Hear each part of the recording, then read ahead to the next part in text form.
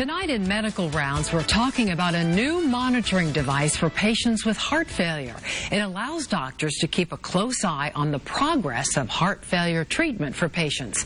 And joining us now is Dr. Haronian of the Hartford HealthCare Heart and Vascular Institute. Good evening, Dr. Haronian. Thanks for being with us tonight. Good evening. Nice to be here.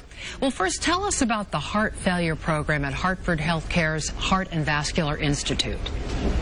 Sure. We have a very robust advanced heart failure program based at Hartford Hospital.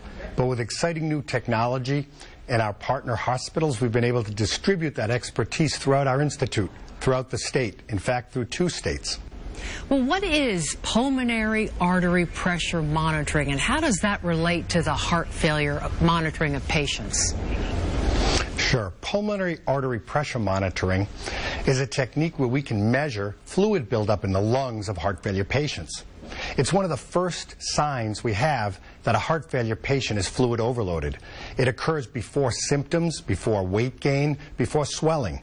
So it's something that's very important to monitor if possible. Usually we can only do it in an inpatient setting, but with this technology we can do it from a patient's home.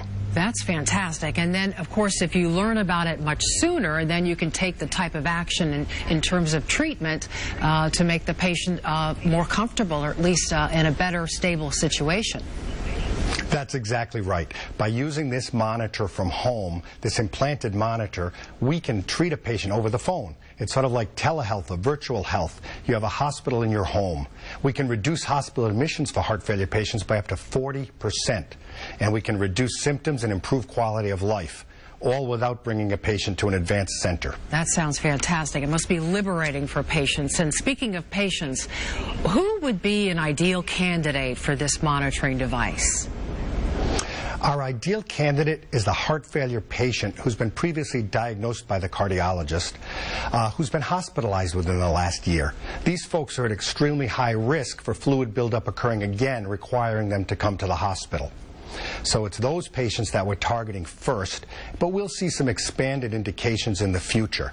But if we can get those high-risk patients monitored, we can prevent those patients from having to come back to the hospital. That sounds excellent. Very promising news, and we thank you so much, Dr. Haronian, for sharing this new device with our viewers.